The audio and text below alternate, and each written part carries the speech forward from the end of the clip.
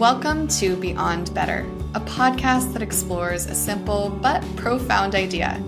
We all deserve to live lives we love, and that includes our work lives too. I'm your host, Hady Méndez, an author, book coach, speaker, and long-time location-independent entrepreneur living in Portugal with my family of 4. Join me as I talk business, location independence, writing, publishing, and so much more, all focused on building a life that is beyond better. Welcome. I'm really excited about the conversation today because we will be talking a lot about personal freedom and empowerment with somebody I really admire, somebody whose book journey I have had the honor of supporting and have watched her through this whole process of writing her book and getting it out into the world. Let me tell you a little bit about this week's guest. Hady Méndez is a New York-based best-selling author, Latina speaker, and ERG coach. She is the founder and CEO of Boldly Speaking LLC, a company that is transforming the professional experiences of underestimated professionals by providing them with the skills to rise and thrive in the corporate world or in whatever path they choose. Hady, welcome. Hola, how are you, Stacey?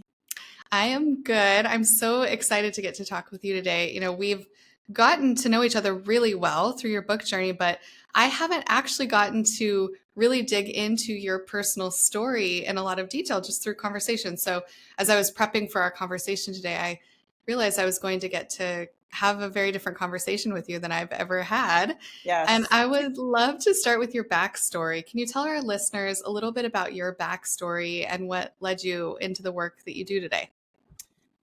Sure. So I'm a New Yorker through and through, born and raised in Brooklyn, New York. And I started my career in technology. So when I first graduated from college, which I went to also in New York, I worked for a consulting company, one of the major consulting companies, and I did that for a couple of years.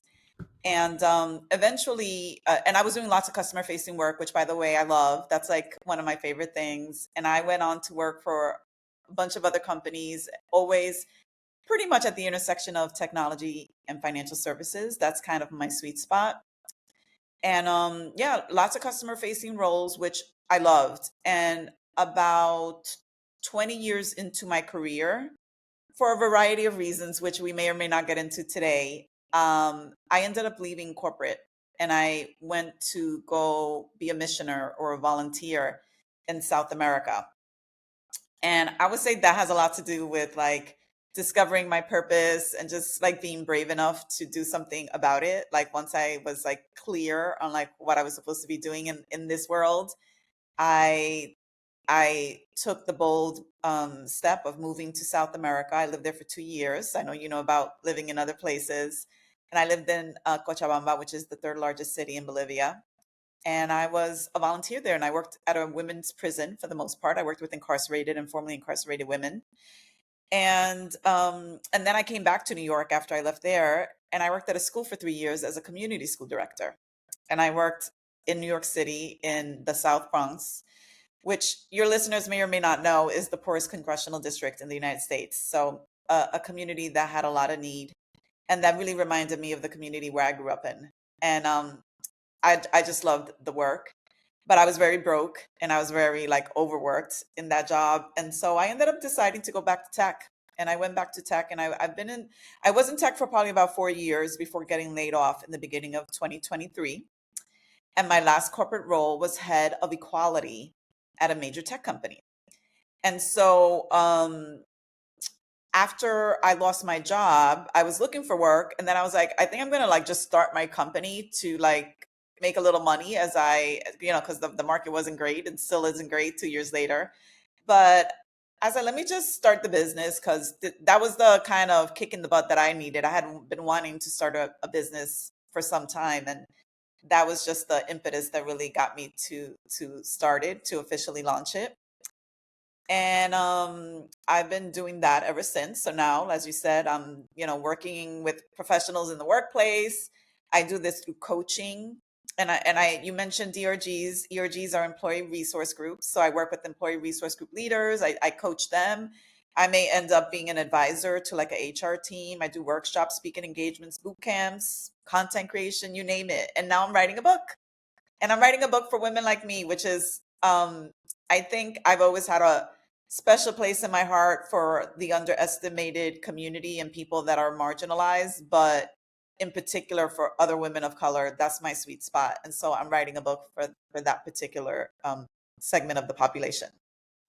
Wow, there's so much in there and so many moments I'd love to drill into. Something that really struck me when you were talking about your personal story and then also returning to work in the Bronx is just how different our upbringings and lives have been, right? Like I'm from Idaho, we call it Yeah, Whiteaho. It's one of the wealthiest areas of the country. Actually, I think at one point we had the most millionaires per capita. I mean, it's just a very wealthy, white, privileged area, and you know that I think for me, going then from there to the Dominican Republic and all the countries that we've been after that really shook me up and made me realize that there was so much more to the world and so much beyond this thing that I kind of always accepted as the norm. It wasn't the yeah, norm, right? Like at yeah, all.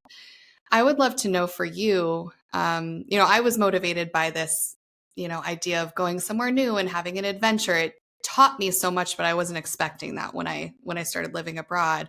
But you made a very conscious choice to leave and go to Bolivia and volunteer in a women's prison. And I would love to know a little bit more about that decision. What led you to that? What kept you there for 2 years? It's a huge chunk of your life. Maybe you yeah. could take me into that experience. Okay. I think it was a combination of things. I would say sort of like the perfect storm. But I had lost my mother in 2008 and my sister in 2011. Mm. And then in 2012, I moved to Florida from New York for work. So, losing two very close family members in a matter of 3 years was kind of a significant loss. And, that kind of thing makes you really reflect on like your life and how you walk through the world and are you doing enough? And if you die tomorrow, have you lived out your purpose? Like I couldn't help but ask myself those types of questions. So that's kind of where my head was at when I moved to Florida. And when I got there, I immediately got involved with, besides work, that's where I made most of my friends at work. But I also got involved in a church in my community, and they had a program, like a something you like. It was sort of like a program where you met with the same group of people over like a period of like I think it was like 9 months, maybe a year, and the program was about social justice and faith, like that intersection. Hmm. And we read like all these amazing books and we did work in the community and we watched movies and documentaries and we were studying everybody's life, Martin Luther King and Bishop Romero and like all these amazing Dorothy Day and all these amazing people.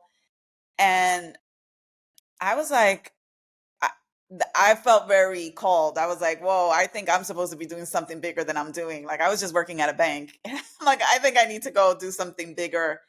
And I actually do write about this in the book, and it was a decision that I went back and forth on, like for a very long time. So like I would start, let's say I woke up in the morning and I'd be like, I'm gonna go on mission, and then like as the day went through, I was like, but there's no way, like there's no the food I like is not gonna be there, and like this, it's just the lifestyle is gonna be completely different. And I was working at a bank, I was making like six figures, I had a very cushy life, so I was just like, I don't know if I could do it. And then like by the end of the day, I would like go visit the website and see what the missioners were doing and all the fun, like amazing like projects they were working on. And I was like, oh, I think I'm gonna go. And anyway, this went on back and forth for about a year. During that time, I actually did travel to Haiti with my church for a week.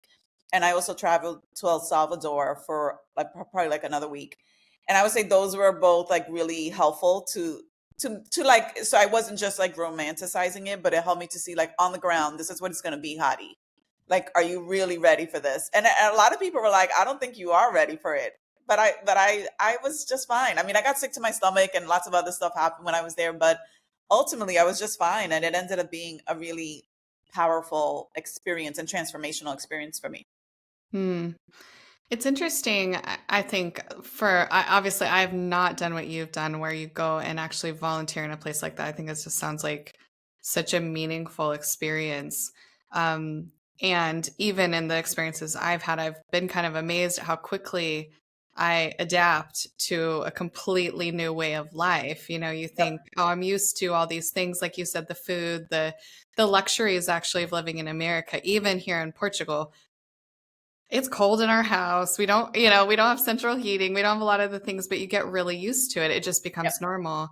And even, yeah, there's just so many things that I thought I could never adapt to, like not having this or that, and then I imagine also being in the environment like a prison. To be in a prison, I'm sure that had some adjustment period to it as well. But I imagine over time, like anything else, you kind of get used to that environment. Is that true? Is that true for Yeah. you? Yes, it is true, but it wasn't a prison like in this country where like there's bars and everybody's locked up behind Okay. bars. Like there anyway, the prison that I went to, which I went to a couple times a week, um, it basically was like there was a process to get in. So there was like guards and like they would like check your license or, whatever your identification, your passport, whatever you had as an ID. But then once you got through the doors, and they also checked like patted you down type thing. But once you got in the door, everybody was free. Everybody was walking Okay. around. And they also had like a little market inside the prison. So like people were selling like fruit drinks and like cards and I Wow. don't know, like a plate of food. It was just like, that's how they made their living. They're not subsidized in the same way our country subsidizes someone who spends time in jail. Hmm. So they probably couldn't afford to eat or have basic needs met if they didn't have like a little side hustle. So it was just a different vibe and concept, but you're right, I did adjust. And a lot of it was because the women were so friendly and so kind to me, which is like not what you expect. Like for a variety of reasons. One is because I'm the missioner, so I'm there to help them, but and be their friend. But like they kind of it was mutual. They were also my friends, and they got to know me, and they were like, "How do you know you don't look good today? What happened?" And I'm like, "Oh, my stomach hurts," and they're like, "Oh, you need to go home and rest. Like you don't look that great today." Like they took care of me, and they were actually younger than me too, which is the funny part. But they were younger than me. They were in prison, and they were the ones that were like, "Oh, you look like you need rest. You should get better care of yourself. Don't come back tomorrow. Tomorrow, stay home." So things like that. So they looked out for me, and they were definitely my friends. And I got very close to them, and Hmm. I cared about a lot of people there. They were very important people during my time there. Wow. I'm sure that that has had long-lasting impact on you throughout your whole life. What an experience. I know a big part of your message in kind of the scope of your story is around personal empowerment, inherent worthiness. Um, I would love to hear a story from you or a moment when you realized that you had more power available to you in a situation than you initially realized. Yeah. There's a lot there's so many of them. I think like in general, we walk around in life not realizing power that we have. It's just so even as I think about the United States and as American citizens, there's stuff we could be doing, and sometimes we get nervous or scared, and sometimes we're made to be nervous or scared to think like you don't have power, but we do. Anyways, I talk about there is one particular story that I talk about in the book. It's a work related story, which hopefully people can relate to. But I was a project manager at one point in my career, and I was invited to steering committee meetings. And in these steering committee meetings, usually it was like defend your project and be like, we spent $1 million, and this is the ROI, and we're going to make $1 gazillion by the fifth year, and things like that. And so I used to go to these meetings because I was a project manager, and it was a little bit intimidating because people like it was meant to be a little bit scary, and it was just like you don't talk until you're talked to, and then like you answer the question that you were asked, and then you just quiet and you're like just waiting. It was like really intimidating. But it ended up, I got to know the people that were in the room over time. Like sometimes I went to lunch with them or grabbed coffee or just, stop by their office and got to know them. And they got to know me too. That in and of itself was one power move, like just letting them get to know me and me getting to know them. That helped me to not be as intimidated when I walked inside that room. The other thing is that over time, I realized that the projects I was working on were really impactful. And I was the one that knew the most about the projects out of everybody because I was the project manager. So then all of a sudden I had power. Now no one was telling me that I had the power, but I knew. And I knew mostly because of the way they treated me. Like they started to be a little nicer to me.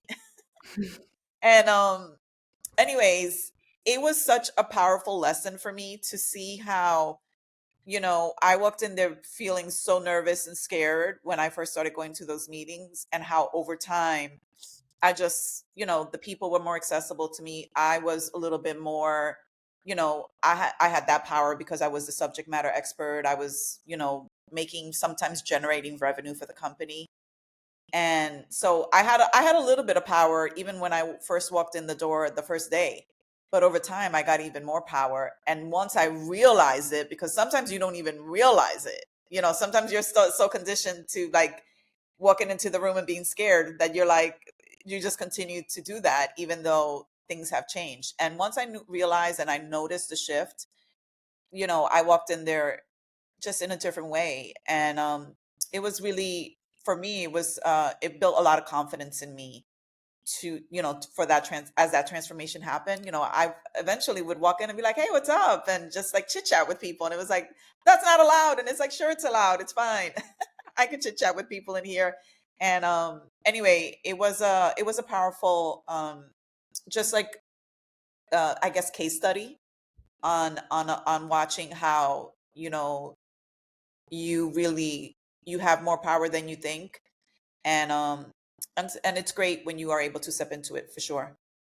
I love that example. It's such a good example of one of the things that my co author, Ron Price, and I talk about in our book, Growing Influence, is the three types of leaders. So there's character, expertise, and positional leaders.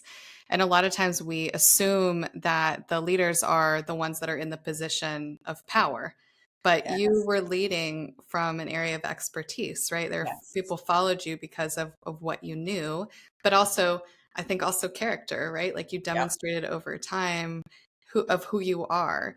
And I love that story. And I think it also really illustrates how much we have access to, also for aware and mindful of the influence that we can have and the power that we can have in different situations. I'm sure that part of that journey and transition for you, well, you tell me if this is correct. My assumption would be that over this period of time, as you recognized and kind of also began to like wield benevolently that power, um, probably there was like a confidence journey in that too. Is that a fair Yes, assessment? for sure. I think confidence plays a big role.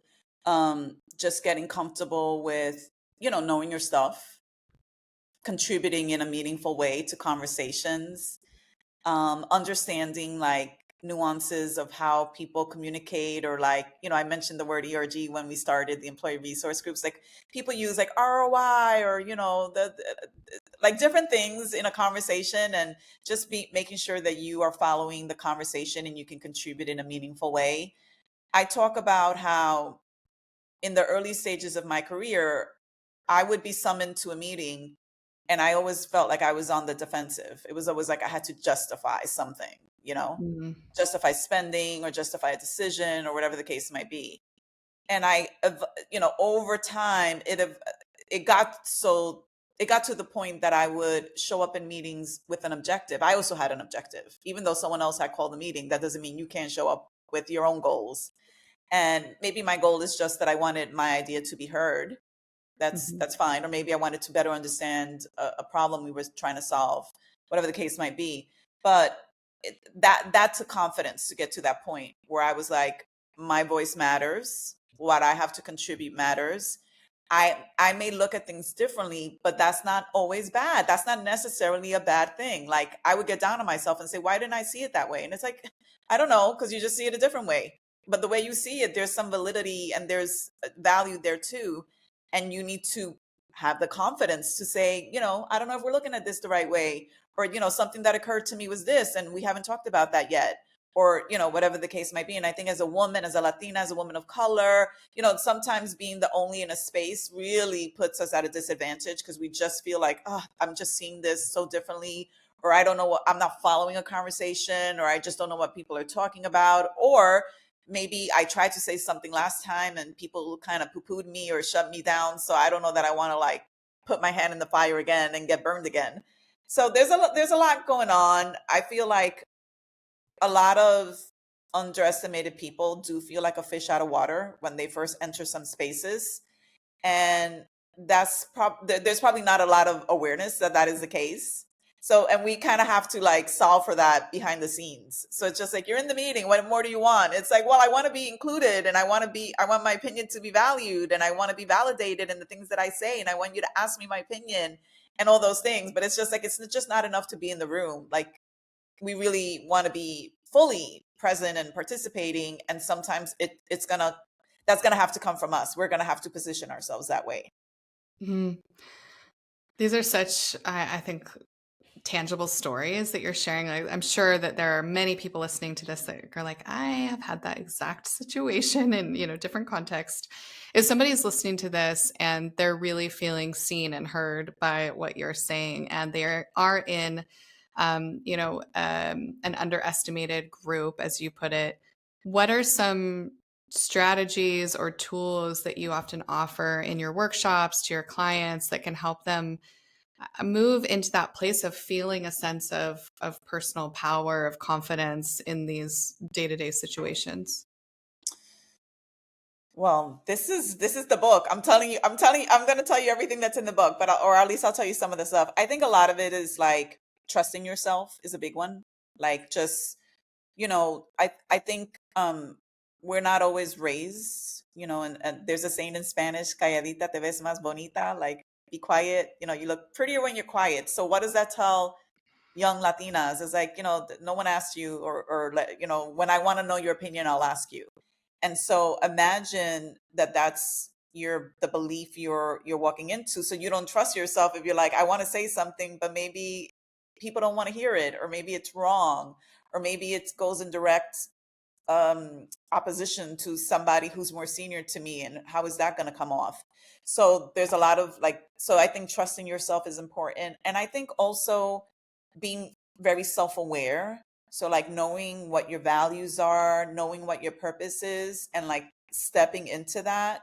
If you know what you're there to do, if you want to make a better product and that's your purpose, or if you want to like make other employees feel valued and celebrated, if that's your purpose, or if you have even yet another purpose, you're just like an amazing people leader, and as a manager you really want to show up for your employees, whatever your purpose is, like leaning into that, I think is can be very rewarding. And I think, when you have that alignment of the work that you do and the purpose that you feel the thing that you're here to do in the world, that alignment, I think, can be quite magical, because then, things are more smooth, they flow more easily. And anyway, I think that can be a really good strategy. It's just being in alignment with the person that you're supposed to be, and not, and I think a lot of people might be familiar with the term code switching, and how, you got to show up one way, but you're like really this other person, and you can't be fully present or fully authentic, or you can't be yourself, because yourself is just, maybe there's some questions about whether that's enough, or if that's professional enough, or if it's the executive presence that people are looking for. There's a lot of coded words in professional spaces that are can be very off-putting, and make people question like whether they should say things, or whether they should show up more fully, or whether they should lean in. But I would argue that, you're going to have to build a wall around yourself, and that comes with confidence and trusting yourself, and knowing what drives you, what are you really here to do. I think all those things really help. Hmm. I know you have a lot in your book to offer readers that are on this journey for themselves. One of the things that that struck me as you're sharing about the content in your book and this idea of championing yourself, celebrating your successes, is also um, this kind of almost need to be your own hype person, right? Like to vocalize to other people the value that you bring. I have a friend, Misty Mejia, who is amazing at this. She's so good at sharing what she's a genius in, what she's great at, celebrating her successes. At least I know she definitely does it with me, and I'm sure she does it in other situations as well. And I'm sure that there's when she does it, it feels so natural and so celebratory. It never comes off any other way than, wow, that's so cool. And I noticed that people that are really good at that self advocacy of talking about what they're good at claiming their area of genius, and even saying, like, this is my area of expertise. They basically train people over time to believe that that is their area of expertise, which is where, like, content comes in online, right? But it's the same, I think, idea in a boardroom or when you're on sales calls or whatever it is. Has that shown up for you in your, or do you feel that way about how you need to show up, Yes. and how has that shown up for you in your journey? Yeah, I think self advocacy and self promotion, which I think is like the combination of things that you're talking about that Missy is really good at. I think that's super important. I talk a lot about that in my book. I talk about, like, owning your narrative, taking up space, being audacious, like having the audacity to like think like I'm better than somebody else, or that I'm the best at this particular thing, like having the audacity to do that, like that can be pretty powerful. So I do feel like all of those are good strategies. I talk about like getting people to acknowledge you. Like I've walked into rooms where people ignore me. I don't know if that happens to everybody, but it's happened to me. And when I experience it, it sometimes it can be a little unnerving, and I'm just like, okay, you're gonna ignore me.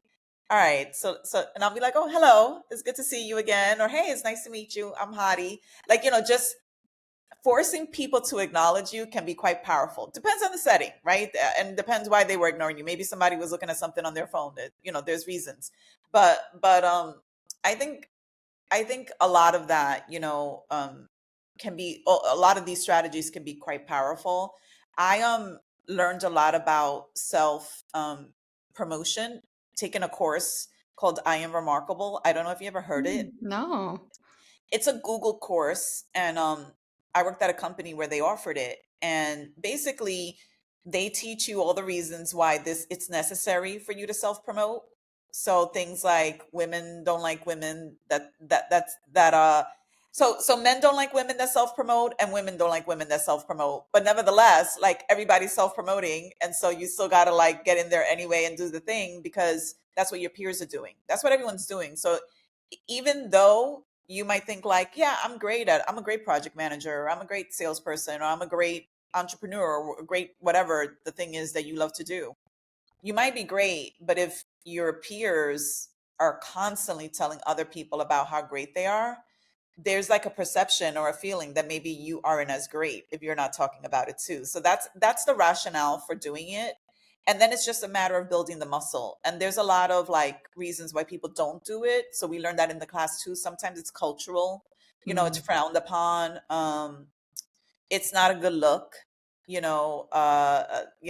I think I come from a community where it's not a good look necessarily when people, there's a saying in Spanish que se la está echando, means that you're like full of yourself.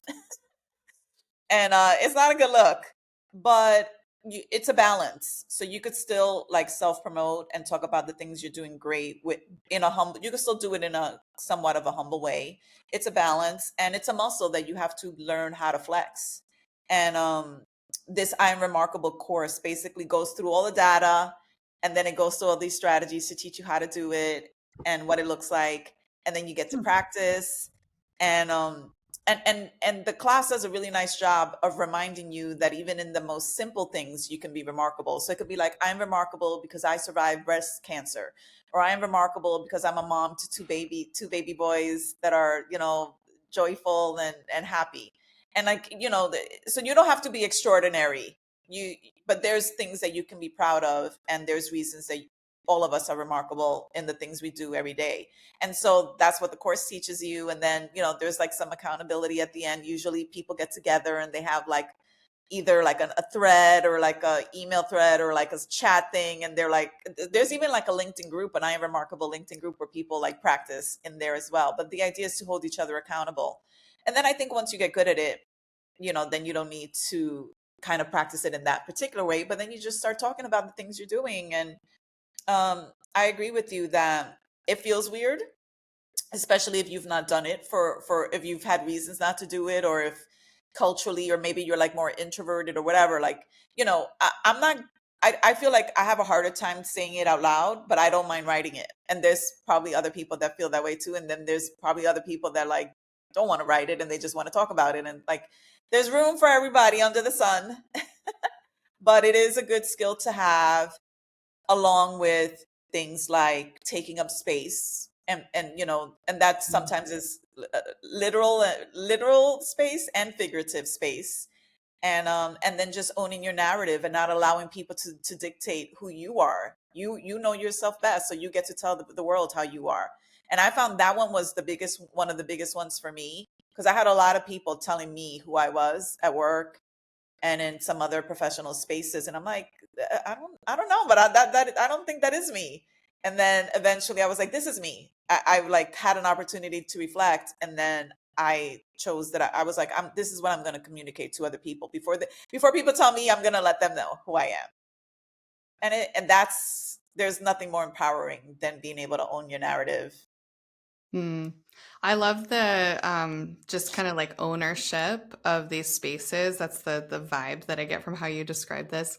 It also made me think that one of my kind of strategies for getting comfortable with self promotion, because like any female, I think the female experience as a whole is commiseration in the bad. It's not necessarily Yeah, like celebrating our successes and sharing joy. And I think that's changing, but I think most of us grew up in cultures where we kind of talk about our bodies, or we talk about, the things that aren't going right, and then we're taught to shrink. We're taught to be small, to your point.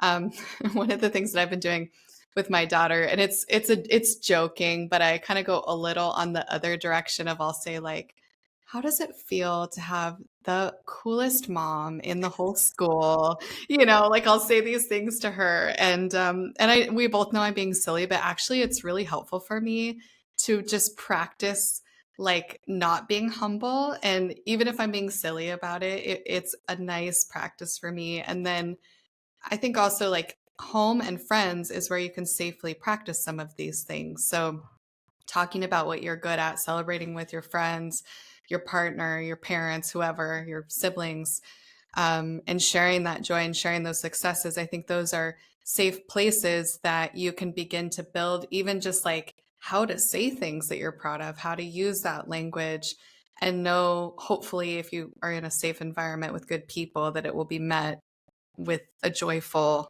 celebratory response on the other side. exactly. Exactly. And I know that like the first few times I did it in a more public space like LinkedIn, it was awful. It was just like so painful. I was like, oh my God, what's my manager gonna say? Or what's my manager's manager gonna say? What if the CEO sees it? Or, like I had like bad, like the worst, I was envisioning or imagining like the worst case scenario. But like, no big deal. People liked it, and then I did it again like 100,000 more times, and it's fine. And now I'm quite comfortable with it. Yeah. I mean, you get comfortable over time, I think, right? When you keep doing it, keep doing it. And you're right. The first time no matter what it is, your first time reading your writing aloud, or publishing your first video, or advocating for yourself, it's always uncomfortable the first time, but It I think feels a little bit like imposter syndrome type yeah. thing. Yeah, exactly. I would love to talk about your book journey. You've mentioned the book that you're working on a few times during our conversation. I know you're already a published author, so this is because the other book that you worked on, you were in collaboration with some other authors. So this is your first full Hady only book. I Yes. would love for you to share. I know you've shared widely on Substack and LinkedIn about your writing journey. You share a lot of detail, which has been really fun for me because I don't always get to see that much behind the scenes with authors that I'm Oh, guiding, cool. right? Like it's all the nitty-gritty that I don't always get to see that level of detail. So for me, it's been really cool to follow your journey through that medium in addition to the times that we get to connect. But maybe you can tell our listeners just a little bit about your journey in writing this book. And I'd love for you to share any roadblocks or maybe one particular roadblock that you've had to overcome along the way. Well, for the most part, it has been an amazing journey, super life-giving. I've discovered that I feel a lot of peace and joy when I write. And one of the things that was most important to me was in the other book that I contributed to. I wrote a chapter in the book that the other book you referenced. I shared something that was a little bit triggering for me. And one of the promises or commitments that I made for this book is that I wanted it to be joyful. That's not to say that I don't share hard things or talk about hard things, but for the most part, I feel like it wasn't triggering to me, and I don't think it'll be triggering to the reader. I think there's a lot of like personal things that I share that, sometimes I've made myself cry when I reread the manuscript from time to time, but it's just because I'm remembering the moment and I'm like, oh my God, yeah, I totally remember that. And maybe my readers will cry, but I don't think it'll be triggering. So anyway, that's a long way of saying it's been a joyful process, and I hope that all that joy I'm pouring into it and that I'm experiencing firsthand is going to be something that the readers benefit from when it's their turn to read the book. That said, I also haven't had a lot of obstacles. So I'm gonna give you a plug for you, because once I wrote the outline, the book was written. Like, that's basically it. And that's a true statement.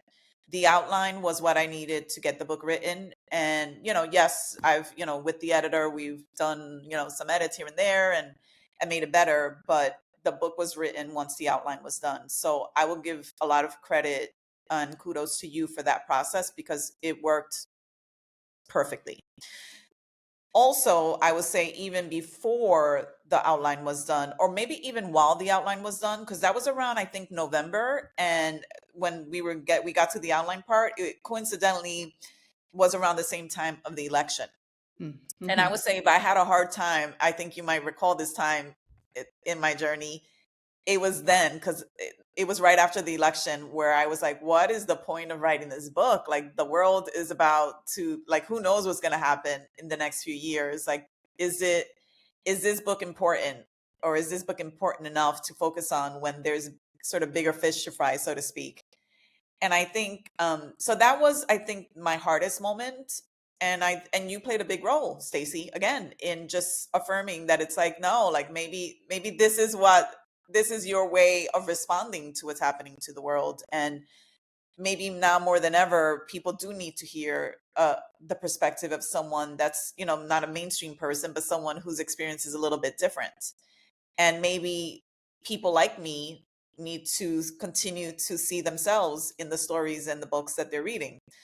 So I think I ultimately, it was hard to make that, like, pivot, because I was very convinced that, like, this just was not a good idea anymore. Like, it just didn't seem important enough anymore. And I think even of the other classmates, they were like, no, no, you have to write the book. You must write the book, So everyone was like, you have to write it. So I was like, okay, I guess I'll write the book then. And anyway, it's been a great journey. It's helped me a lot to focus on good things and positive things. So I feel like it's even been part of my self-care plan to just be writing and focus on this book. And one really cool thing that happened to me is that I was meeting with a bunch of DEI practitioners, diversity, equity, and inclusion practitioners. And this was a couple of weeks ago. And so they were not in the best of spirits, but I was going to give them a sneak peek at some of the lessons from my book.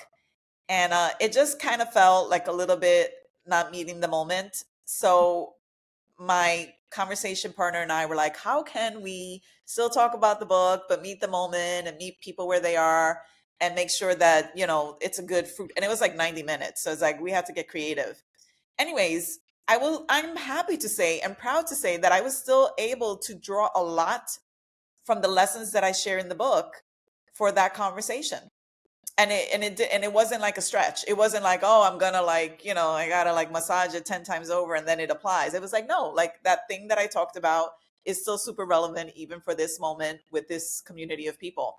Anyway, that was a surprise to me, but it made me happy that I think there will be broader applications for the book than just like my primary and secondary readers. Like I feel like there definitely is a community of tertiary and I don't know what a fourth level What is it, reader like is called. tertiary? That can't be right. Particularly. But anyway, those other readers, I think there will be other readers that will benefit from it. And I'm excited about that. Like that's fun for me. Because I mean, I'm so excited that my community gets to read it, but I'm also excited for other people to get to read it too, because I share a lot of myself and I'm proud of it. So I hope a lot of people read it.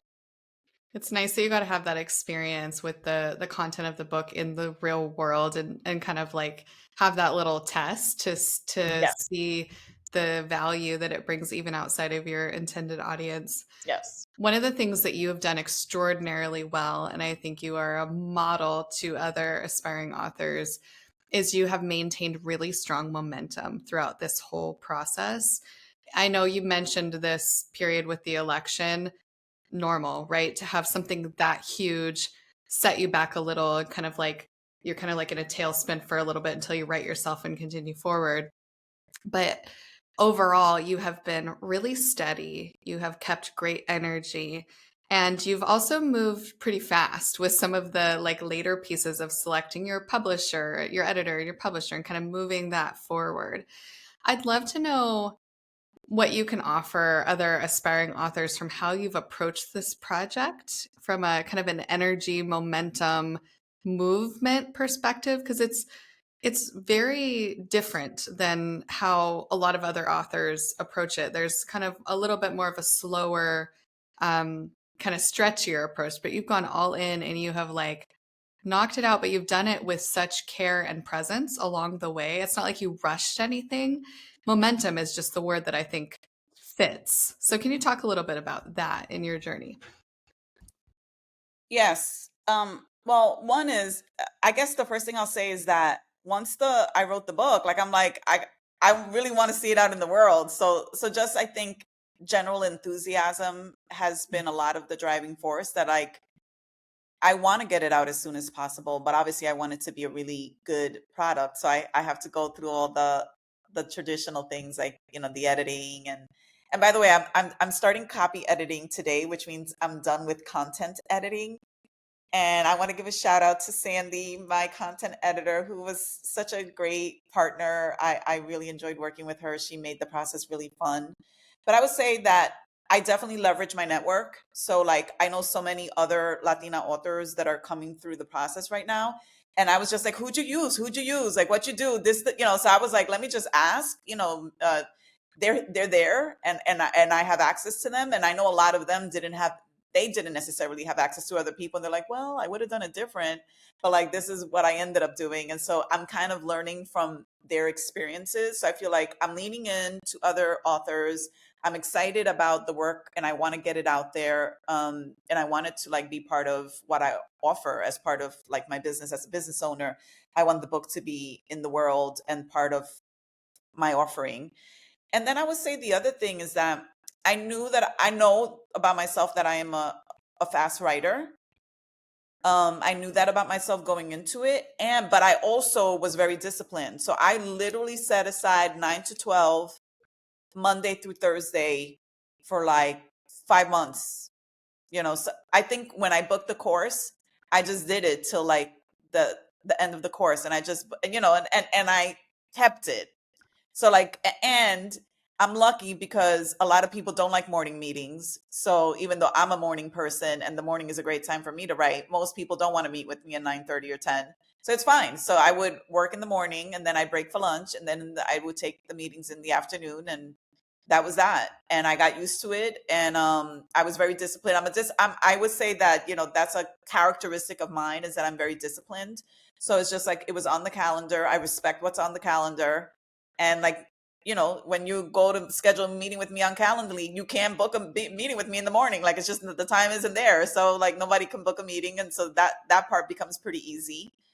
And yeah, and I think I was definitely in the flow, for anybody who's ever written or knows people who've written there, that's a term. And I actually didn't know it was a term. It was just like the best word to describe my experience. And then I found out, like, oh wait, people talk about this thing all the time. But for me, it was just like there was a rhythm, and it was just like, and I was doing some best practices that I didn't even know were best practices. But like one of the cool things I would do is I would reread what I wrote the previous day, the next day, to kind of get me back in the space, and then I would start typing again. And I would edit a little bit, but just very little from the day before.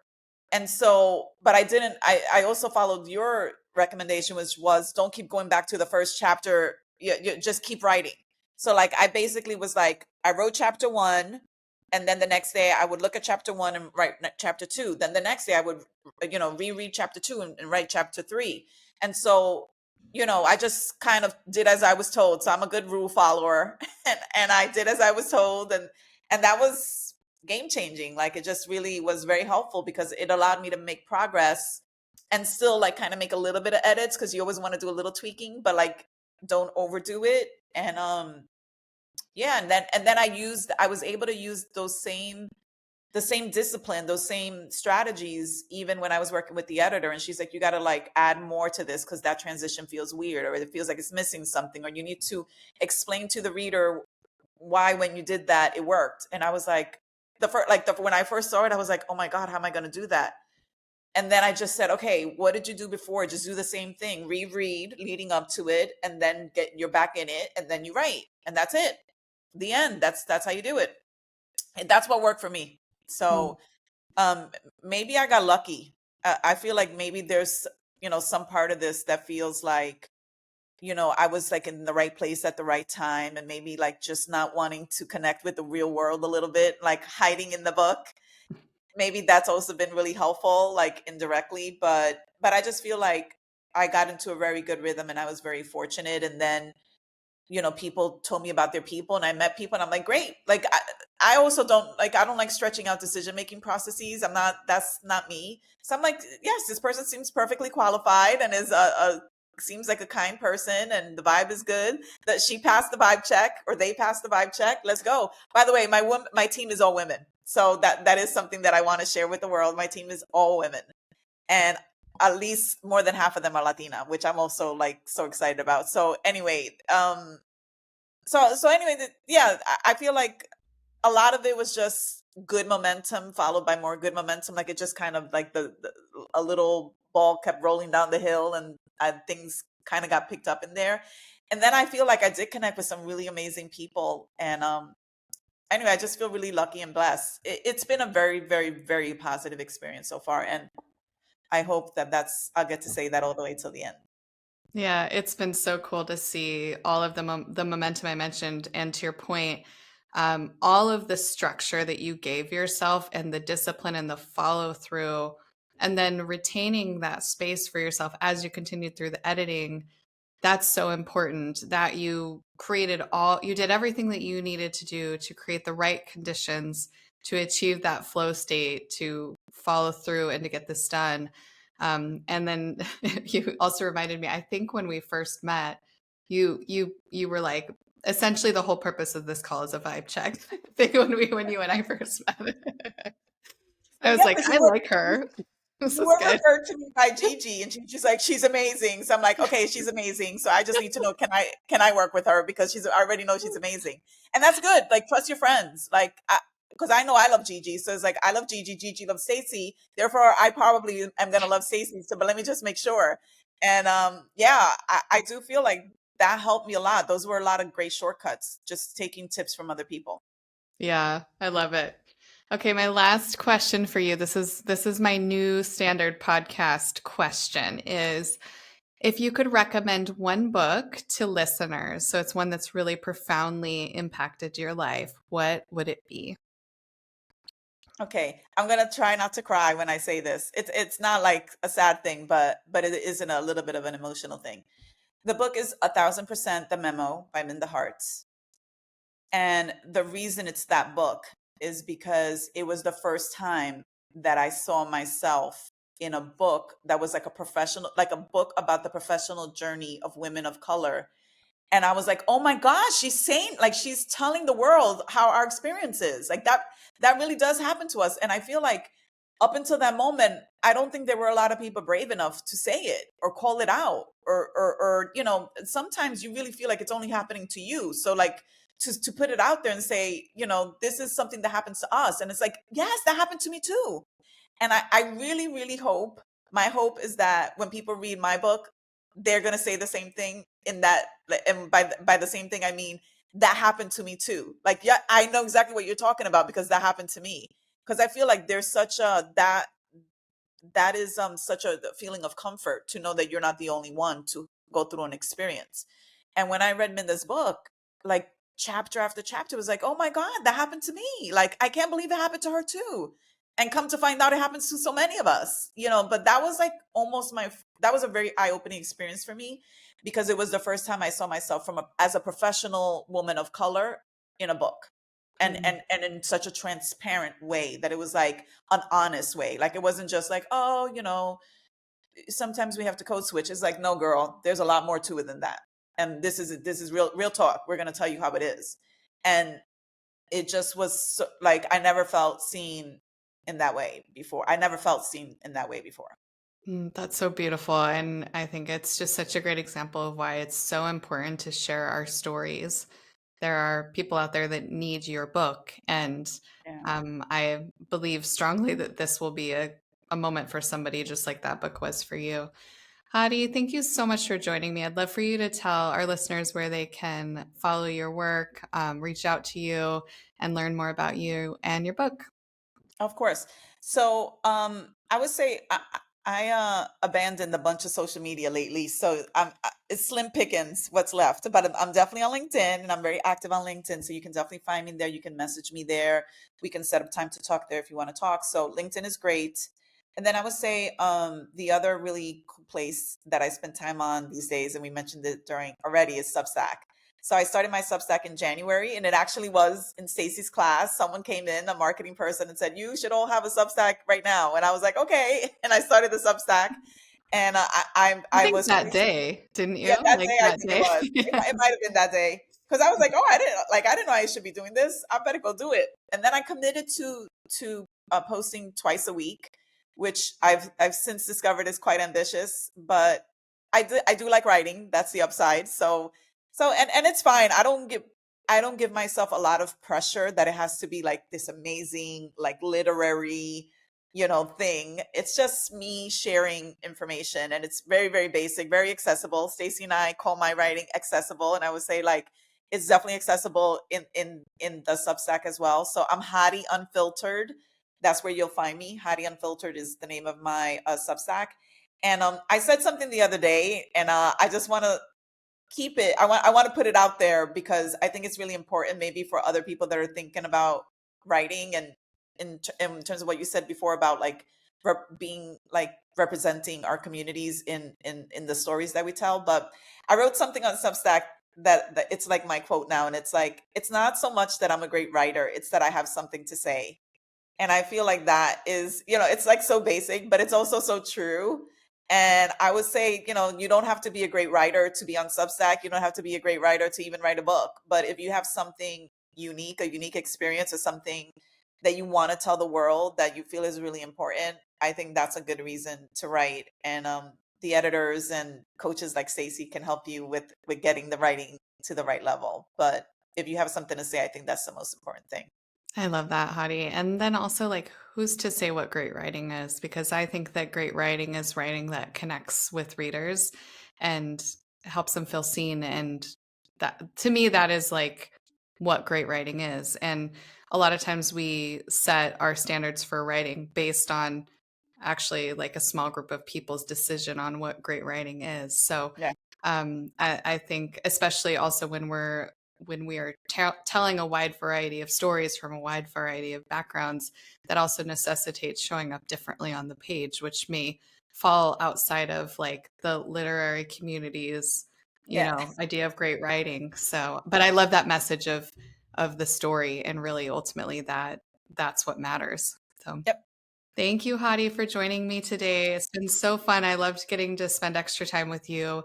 And we'll be sure to link to all of the places that you mentioned in our show notes. And thanks for spending this time with me.